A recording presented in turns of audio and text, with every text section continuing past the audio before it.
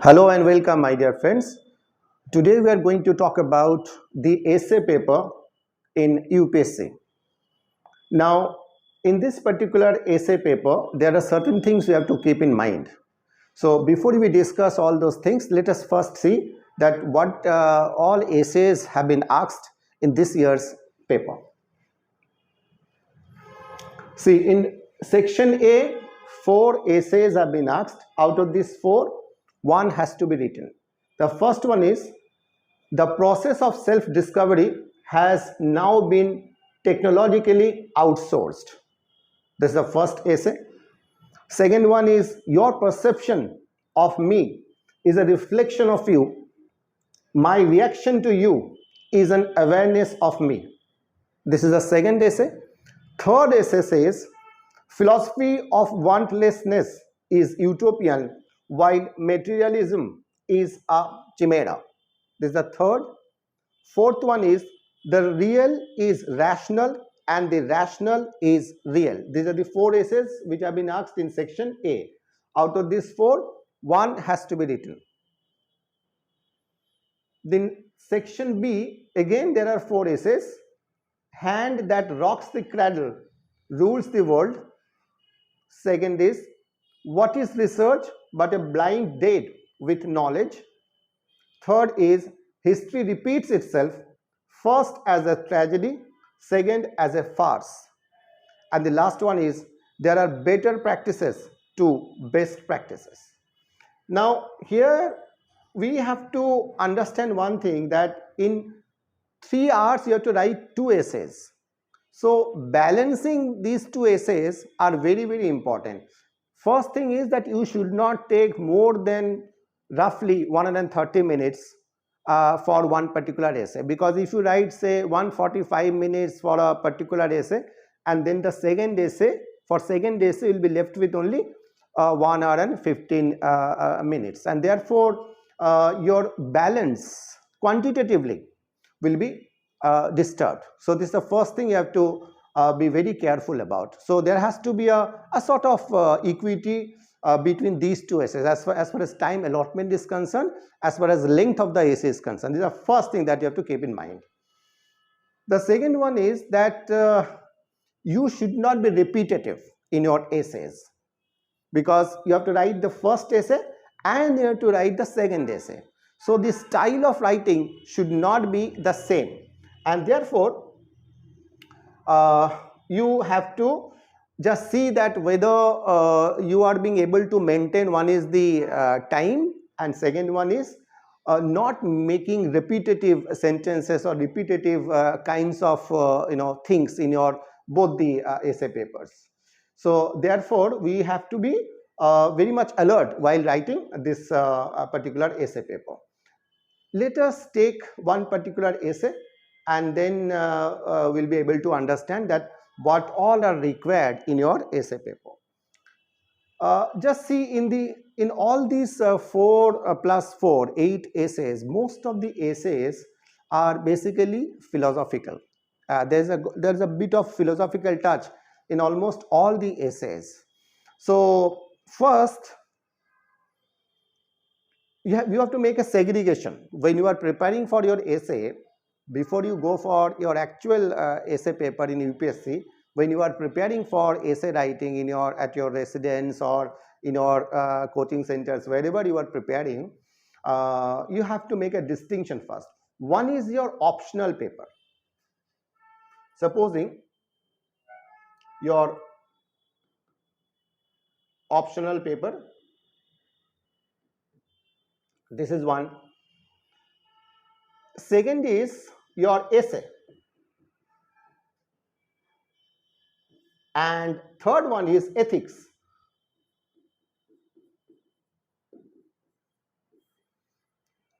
See, where does the problem lie, or most of the students make a mistake here. You have been asked an essay. So this question, this particular essay topic, your perception of me is a reflection of you. My reaction to you is an awareness of me. this can be very much a question in your optional paper, because in your optional paper you have got thinkers, like for sociology optional paper, those who have done sociology optional, those who have got sociology optional, for them this can be a question, because in sociology you have got G.H. Mead, you have got C.H. Cooley, and there are other thinkers as well who also talked about this self, they talked about me. They have already spoken about these things in your optional paper in sociology. In ethics also you have got perception. You have got perception in ethics. There's a special topic regarding perception in ethics. You have got reaction, that is emotional intelligence. This is also there in your ethics. Now, if you are not very careful at the time of writing, you will do a mistake. You will be writing a sociological answer, but you will think that you are writing an essay. Or those who do not have sociology, they may write something about ethics and they may think that they are writing an essay. There lies a major danger. So as a student, even if you have got the sociological knowledge, you should not be using sociological knowledge here. You can take the essence of the knowledge. Remember, what I am saying is the understanding from this sociological subject can be used in your essay. Understanding I am talking about. But you should not be using sociological terminologies, sociological technicalities in your essay paper. If the paper checker is given that kind of a hint, if the paper checker comes to know that you are a student of sociology and whatever you are writing in your essay that you have drawn from your sociological background, you will not be given marks. Is it clear? Then those who do not have sociology optional, for them this is a problem, because they have got the knowledge of perception in ethics, they have not knowledge about the reaction, okay, how the persons are to be handled, emotional intelligence, this and that, emotional quotient, all these things are there. So when you write an essay, you should not be writing an ethics answer, because if you write ethics in your essay, will not be given marks. What will happen if you write a sociological answer, say supposing out of 125 you will be given say 30 to 35, not more than that.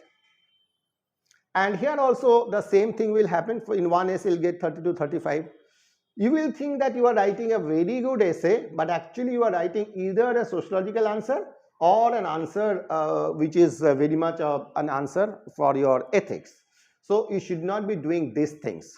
You should be writing essay the way it should be written. Now what all you should be writing in your essay, this is what you need not do. Now in your essay what is needed is that you have to have a flow. This is important, because in GS flow is not required. It is something like Chief Minister asking a question to a district magistrate. Now when CM asks a question to a DM, question is asked and DM answers. There is no story, there is no philosophy, there is nothing.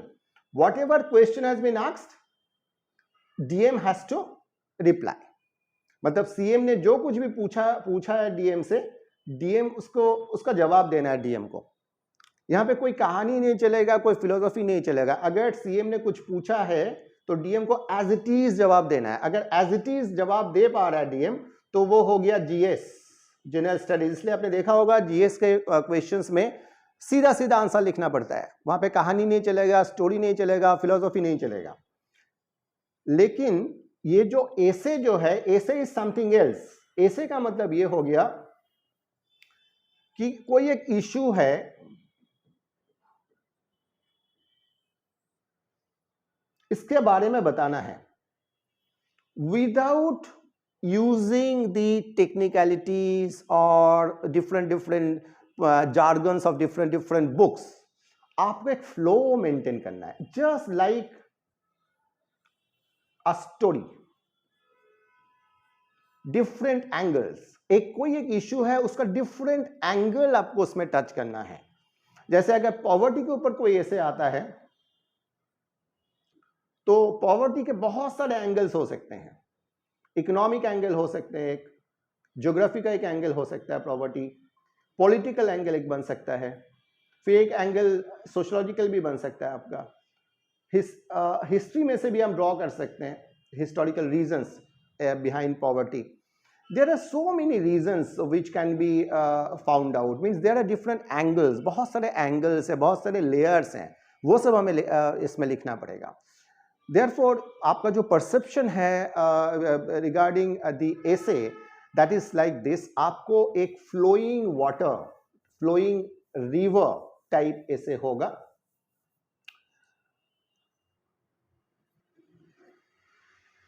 Flowing river, और river का जो basic nature है उससे आपको पता चल जाएगा। River का जस्ट बेसिक नेचर जो है आपका, जो आपने देखा होगा रिवर्स का जो कोर्स है, it's like this. This is essay, not sticking. यहां से आपने स्टार्ट किया, एक इश्यू को यहां पे टच किया, देन उस इश्यू से बाहर आ जाओ, यहां पे एक इश्यू टच करो, फिर आगे चलो, इस इश्यू को टच करो, फिर इधर आके एक इश्यू को टच करो, फिर ये जो फ्लो है, this is essay, this is essay. और जीएस में ऐसा नहीं है, जीएस में एक क्वेश्चन है और एक डायरेक्शन में आपका आंसर है। इसमें फ्लो का कोई जरूरत नहीं है, क्योंकि 150 वर्ड में या 200 वर्ड में आपको लिखना होता है जीएस का जो आंसर है। तो ऑब्वियसली इसमें कोई इंट्रोडक्शन भी एज सच नहीं होता है, कंक्लूजन भी एज सच नहीं होता है, सीधा सीधा 1-2 लाइन का इंट्रोडक्शन होता है, वो भी बैंग ऑन टारगेट होना पड़ेगा। इधर उधर के बातें आप जीएस में लिख नहीं सकते, फिर आपका वो आंसर वो जीएस का होगा नहीं। तो जीएस आप नहीं लिख सकते, चाहे वो जीएस 1, 2, 3, 4 इंक्लूडिंग एथिक्स का मैं बात कर रहा हूँ, वो स्टाइल एसे में नहीं चलेगा।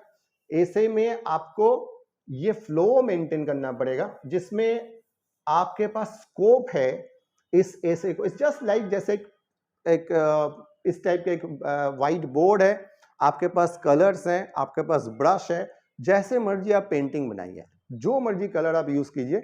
आपका जो क्रिएटिविटी है, आपका जो फर्टिलिटी ऑफ माइंड है, वो इस पर्टिकुलर ऐसे में रिफ्लेक्ट होना चाहिए। क्योंकि जीएस में क्रिएटिविटी बिल्कुल नहीं है, यूपीएससी में आपको statistics based to the point आपको आंसर लिखना पड़ेगा। बहुत ज़्यादा क्रिएटिव हम हो नहीं सकते जीएस के क्वेश्चंस में। सोशियोलॉजी या आपके जो ऑप्शनल्स में भी वो स्कोप नहीं है, क्योंकि ऑप्शनल्स का जो रिक्वायर्ड स्टाइल ऑफ राइटिंग है, ईच एंड एवरी ऑप्शनल का एक पर्टिकुलर लैंग्वेज होता है, उस लैंग्वेज को ही यूज़ करना पड़ेगा, और उसके जो टर्मिनोलॉजीज है उसी टर्मिनोलॉजीज में ही आपको लिखना पड़ेगा। तो ऑप्शनल्स में बहुत ज़्यादा स्कोप नहीं है आपके पास, और जीएस में भी बिल्कुल ही नहीं है। ऐसे इज द ओनली एरिया जहां पे आपका फर्टिलिटी ऑफ माइंड टेस्ट किया जाएगा, ऑफ माइंड। क्योंकि कोई भी एक अगर इश्यू है, कोई भी अगर एक प्रॉब्लम है, डिस्ट्रिक्ट मैजिस्ट्रेट के सामने कोई भी अगर प्रॉब्लम आ जाता है, तो वो कितने डिफरेंट एंगल से उस प्रॉब्लम को वो ऑब्जर्व करते हैं और उसको फिर सॉल्यूशन उसका सॉल्यूशन वो देते हैं। That is to be tested here, and this is the first thing you have to understand. Second aspect is, ऐसे कहीं से भी स्टार्ट हो सकता है, इट्स नॉट जीएस। जीएस का जैसे स्पेसिफिक स्टार्टिंग है कि भाई अगर क्वेश्चन ये है तो ऐसे ही स्टार्ट करना पड़ेगा, अगर नहीं है तो वो उस तरीके से हम स्टार्ट नहीं कर सकते जीएस में। ऐसे इज लाइक दिस, आप यहां से स्टार्ट करो, यहां से स्टार्ट करो, कहीं से भी स्टार्ट करो, जैसे सर्कल में होता है, अल्टीमेटली घूम फिर के वहीं पे आ जाएगा। नाउ मेरा अपना जो ऑब्जर्वेशन और एक्सपीरियंस, उसके हिसाब से मैं कह सकता हूँ कि पेपर चेकर को शुरू में एट द वेरी बिगिनिंग आपका इंट्रोडक्शन इस टाइप का होना चाहिए कि he should be force to read your essay, because you just imagine लगभग 2500-3000 वर्ड्स आपको लिखना है।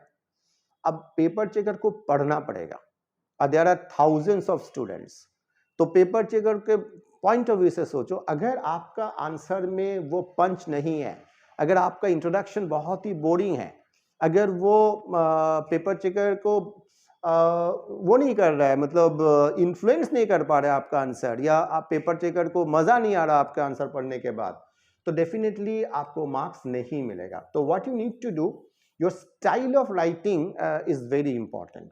There are different ways. एक तो ये है कि आप कोटेशन के साथ शुरू कर सकते हैं. एक आपने कोटेशन दे दिया, अप्रोप्रिएट कोटेशन, उसके बाद आप शुरू कर सकते हैं ऐसे राइटिंग. कोटेशन, बहुत सारे ऐसे स्टूडेंट्स हैं जो कोटेशंस के थ्रू ऐसे स्टार्ट करते हैं. दिस इज वन स्टाइल, इसमें भी हो सकता है. दूसरा आपका ये हो सकता है कि कोटेशंस के जगह पे आप कोई स्टोरी के साथ आंसर ऐसे को शुरू कर सकते हैं. क्योंकि most of the people, why most, all the people, किसी भी एज का है, स्टोरी सबको पसंद आता है, स्टोरी सुनने में मजा आता है. तो अगर आपने स्टोरी के साथ शुरू किया है तो मजा आएगा. ये सेकेंड स्टाइल हो गया. थर्ड स्टाइल ये हो सकता है कई बार, जैसे बहुत सारे स्टूडेंट्स इस तरीके से भी शुरू करते हैं. वो लोग क्या करते हैं कि शुरू में ही एक ऐसा क्वेश्चंस डेवलप करते हैं, कोटेशन भी नहीं, स्टोरी भी नहीं, एक हाइपोथेटिकल क्वेश्चंस डेवलप करते हैं और क्वेश्चंस को सॉल्व करते हुए आगे बढ़ते हैं. ये आपको मतलब डिफरेंट स्टाइल्स में बता रहा हूँ. कोई भी ऐसा कोई स्टाइल नहीं है या ऐसा कोई इंट्रोडक्शन नहीं है विच इज़ द बेस्ट. आपको जो सूट करे आपके हिसाब से होना चाहिए. कॉपी करने का जरूरत नहीं है, आपको जैसा ठीक लगे यू कैन स्टार्ट. बस पेपर चेकर को मजा आना चाहिए आपके आंसर्स पढ़ने के time. This is one thing. ये तो हो गया इंट्रोडक्शन का पार्ट. अब जो हम जब लिखेंगे, डिफाइन मत करना किसी चीज को, डिफाइन कभी नहीं करना. जैसे यहां पे इस क्वेश्चन में, your perception of me is a reflection of you, my reaction to you is an awareness of me. What is perception, ये नहीं लिखना है. अगर हम ये लिखेंगे तो पेपर चेकर को समझ में आ जाएगा कि हमने एथिक्स से लिखा है आंसर. और डिफाइन आपको नहीं करना. This is not your GS कि what is perception and how it influences the person's attitude. इस टाइप का क्वेश्चन तो है नहीं. तो डिफाइन आपको जीएस में करना होता है. 1 2 3 4 पेपर जो है, ऐसे में डिफाइन नहीं करना है. ऐसे में बेसिकली परसेप्शन का जो एसेंस है, एसेंस, वो आपको लिखना है. एंड एसेंस के लिए जरूरी नहीं है कि आपको डेफिनेशन आता है.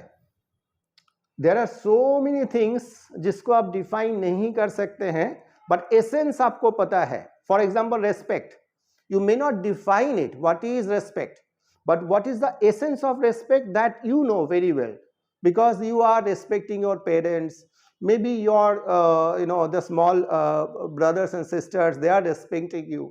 So what is the essence of respect, that is to be written.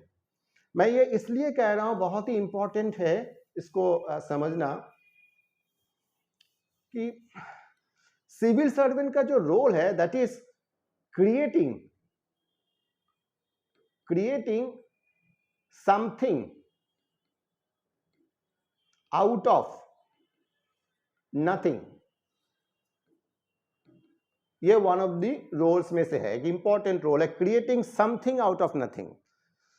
मतलब वो जो सिविल सर्वेंट है, सिविल सर्वेंट के पास नॉलेज थोड़ा सा है.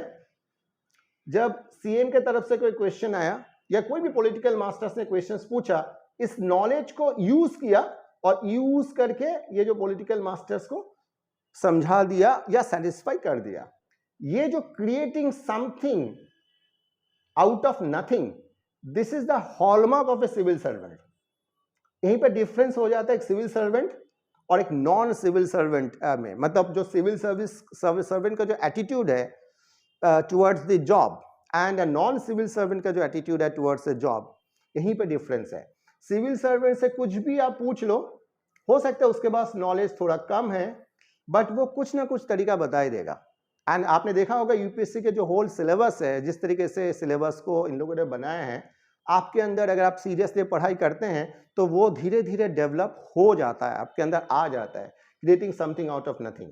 इसीलिए मैं बोल रहा था कि अगर आपने डिफाइन करना शुरू कर दिया, अगर आपने एक्सप्लेन करना शुरू कर दिया, बहुत ज़्यादा मैथमेटिकल हम बन गए, बहुत ज़्यादा उसमें फॉर्मूला डाल दिया हमने, बार डायग्राम, पाई चार्ट, ये वो दुनिया भर का अगर इंस्ट्रूमेंट्स को अगर हम यूज करने लगे तो वो फिर आपका जीएस का आंसर बन जाएगा, वो आपका एसे का आंसर नहीं होगा, मतलब एसे नहीं बन पाएगा। वो आपको एक सिंपल सा जनरल सा आंसर देना है जिसके थ्रू पेपर चेकर को ये मैसेज जाएगा, look I am not writing an GS paper, I am also not writing optional paper, I am writing an essay paper, and these are the very important things you have to keep in mind.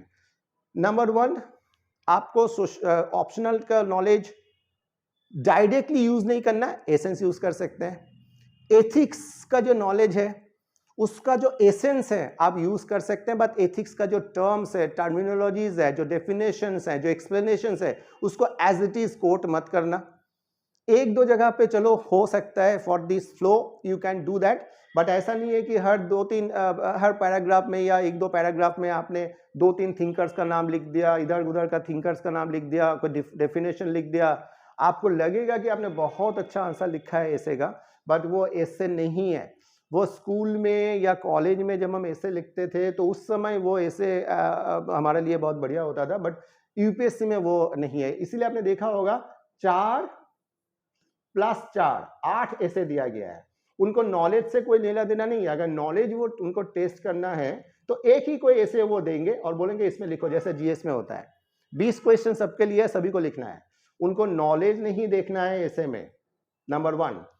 Number 2, language नहीं देखना है, language is important just for your presentation.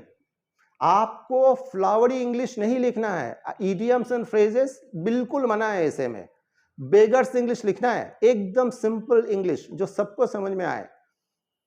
इसीलिए क्योंकि अगर language important हो जाता तो ऐसे में ये नहीं रहता कि भाई आपको इंग्लिश में भी यू कैन राइट, हिंदी में भी you can write in some other Indian languages, ऐसा नहीं होता। सभी को बोला जाता है कि इंग्लिश में लिखो to test your English proficiency.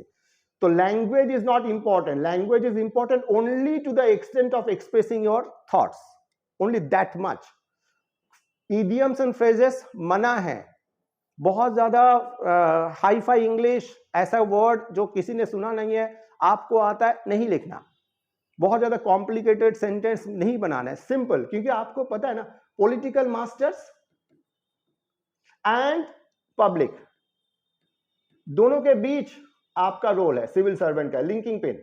तो पॉलिटिकल मास्टर्स के सामने आप ये जो आपका जो टर्मिनोलॉजीज है, जो आपके जो थियरीज है, वो सब आप नहीं डिस्कस कर सकते। अगर डीएम से कोई पूछते हैं, कोई सीएम अगर डीएम से कोई भी क्वेश्चन पूछते हैं तो सीएम का बस इतना टाइम नहीं है कि वो बैठे बैठे डीएम ने जो यूपीएससी में पढ़ाई किया है वो सब थियरीज सुनेगा और उसके बाद जाके उसको समझेगा।